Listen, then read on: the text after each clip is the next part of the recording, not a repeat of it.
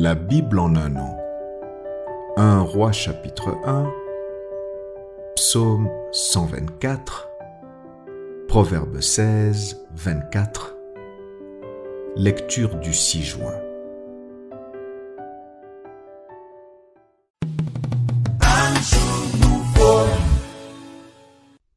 Actes chapitre 4. Tandis que Pierre et Jean parlaient au peuple, survinrent les sacrificateurs, le commandant du temple et les Sadducéens, mécontents de ce qu'ils enseignaient le peuple et annonçaient en la personne de Jésus la résurrection des morts. Ils mirent les mains sur eux et ils les jetèrent en prison jusqu'au lendemain, car c'était déjà le soir. Cependant, beaucoup de ceux qui avaient entendu la parole crurent, et le nombre des hommes s'éleva à environ 5000. Le lendemain, les chefs du peuple, les anciens et les scribes s'assemblèrent à Jérusalem avec Anne, le souverain sacrificateur, Caïphe, Jean, Alexandre et tous ceux qui étaient de la race des principaux sacrificateurs. Ils firent placer au milieu d'eux Pierre et Jean et leur demandèrent « Par quel pouvoir ou au nom de qui avez-vous fait cela ?»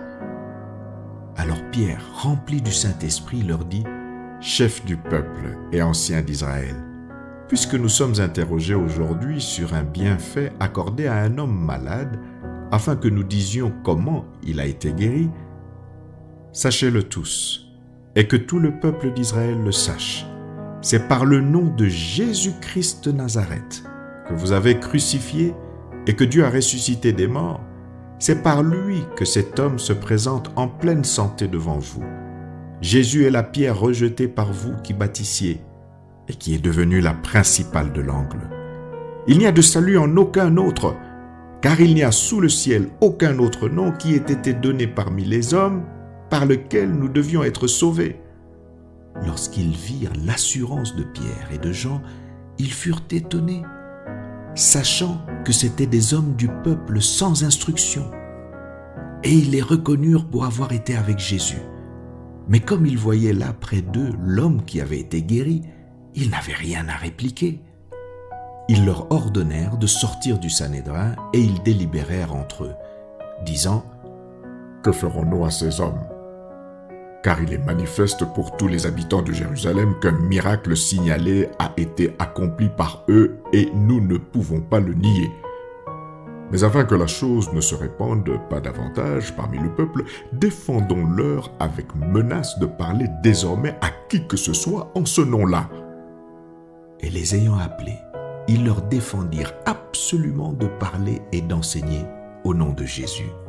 Pierre et Jean leur répondirent « Jugez s'il est juste devant Dieu de vous obéir plutôt qu'à Dieu, car nous ne savons pas ne pas parler de ce que nous avons vu et entendu. » Ils leur firent de nouvelles menaces et les relâchèrent, ne sachant comment les punir à cause du peuple, parce que tous glorifiaient Dieu de ce qui était arrivé. Car l'homme qui avait été l'objet de cette guérison miraculeuse était âgé de plus de 40 ans. Après avoir été relâchés, ils allèrent vers les leurs et racontèrent tout ce que les principaux sacrificateurs et les anciens leur avaient dit. Lorsqu'ils l'eurent entendu, ils élevèrent à Dieu la voix tous ensemble et dirent « Seigneur, toi qui as fait le ciel, la terre, la mer et tout ce qui s'y trouve, c'est toi qui as dit par le Saint-Esprit, par la bouche de notre Père, ton serviteur David, pourquoi ce tumulte parmi les nations et ces vaines pensées parmi les peuples?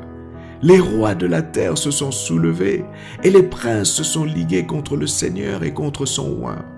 En effet, contre ton saint serviteur Jésus, que tu as oint, Hérode et Ponce Pilate se sont ligués dans cette ville avec les nations et avec les peuples d'Israël pour faire tout ce que ta main et ton conseil avaient arrêté d'avance.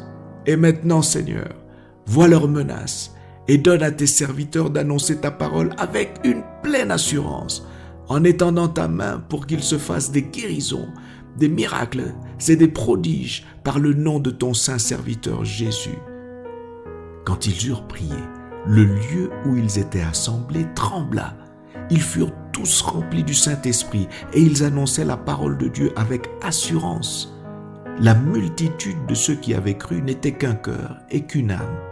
Nul ne disait que ses biens lui appartinssent en propre, mais tout était commun entre eux. Les apôtres rendaient avec beaucoup de force témoignage de la résurrection du Seigneur Jésus, et une grande grâce reposait sur eux tous, car il n'y avait parmi eux aucun indigent.